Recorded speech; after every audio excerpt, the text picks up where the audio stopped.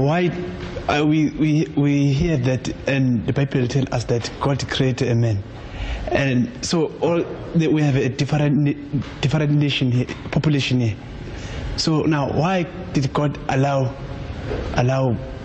blacks to be suffer? Now I will explain that. You see, the creation is the creation of God. But mankind, he creates his own standards of judging. Like, for example, we are told by certain groups of churches that the black people of the earth are the children of Ham. You see, Noah, you heard the name Noah, after the flood.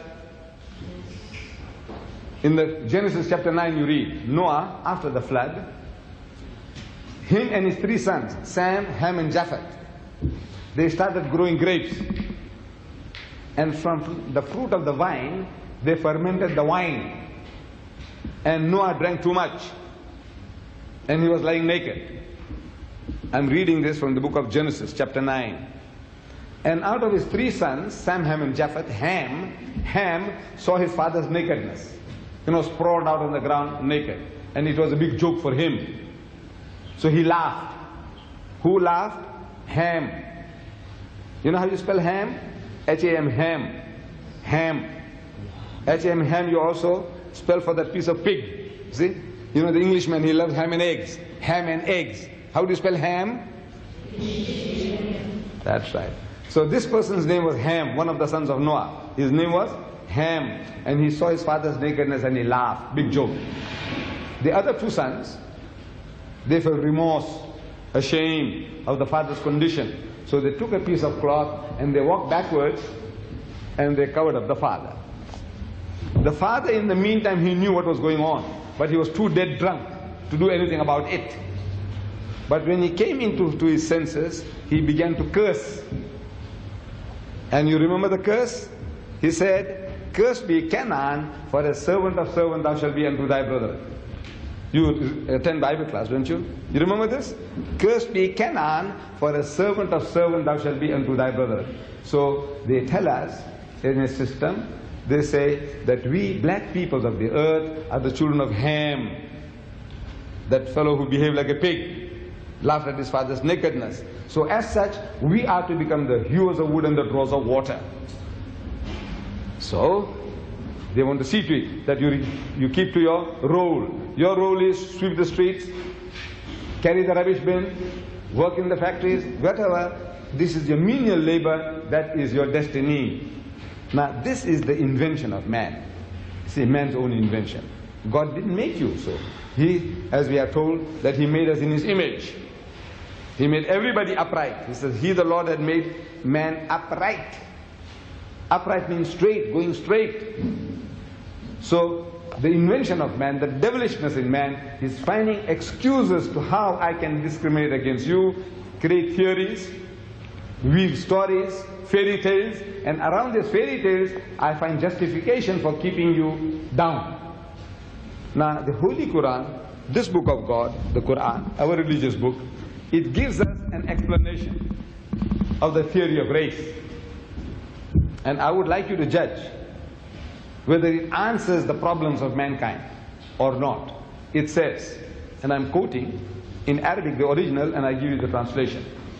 It says, Ya ayyuhan nas, say, oh mankind, the whole of mankind, whether Africans, Indian, Chinese, Eskimo, everybody.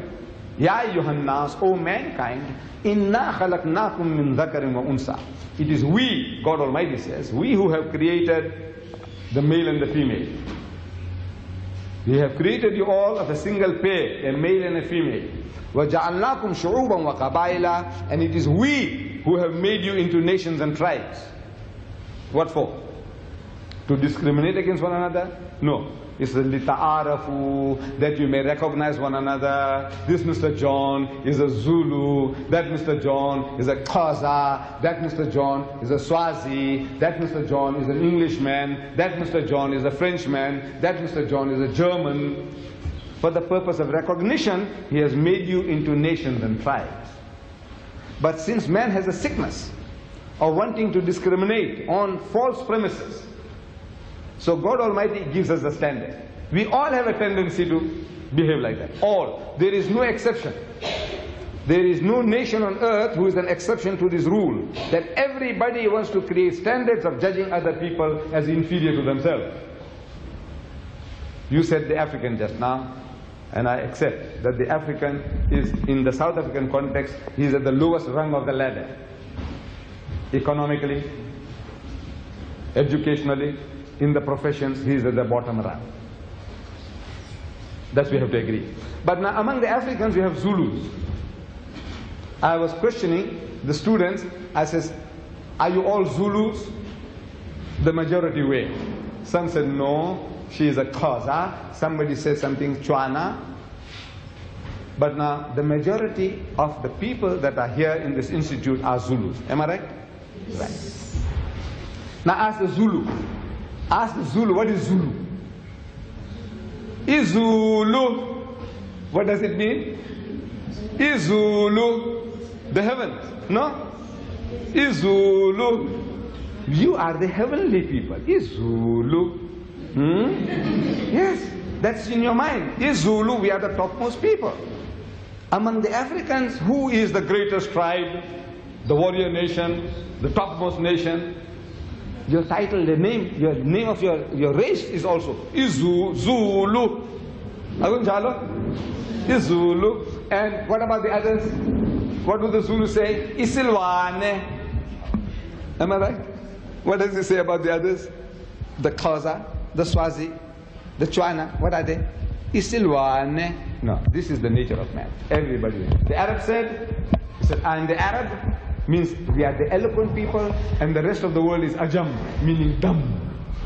The Jews said, we are the children of God, and the rest of them are Gentiles. You know, Jews and Gentiles. What is Gentile? Means unclean, filthy, dirty people. All the rest of the world, uncircumcised, filthy, dirty people. This is the nature of man. Every human being on earth, whether he's an Indian, whether he's a European, whether he's an Englishman, he feels better than the German. The German feels he's better than the French, and the French feels he's better than the Italian. So this is the nature of man. So God Almighty, He gives us a standard. See, since man has the sickness of creating false standards for himself, this Creator, God Himself, He gives us a standard of judging between people. And the judgment is, it says, Inna akramakum indallahi atqakum. So most certainly, the noblest in the sight of God is he who is the best in conduct. Not good or bad, not rich or poor, not black or white, but the best in conduct. If your behavior is better for mankind than mine, you are a better person. If my behavior is better than yours for mankind, then I'm a better person. It has got nothing to do with your race, your language, your color, or your riches. This is the standard as given by God Almighty in the Holy Quran, standard of judging between one and another. Your behavior, your conduct, your good behavior. Any other question?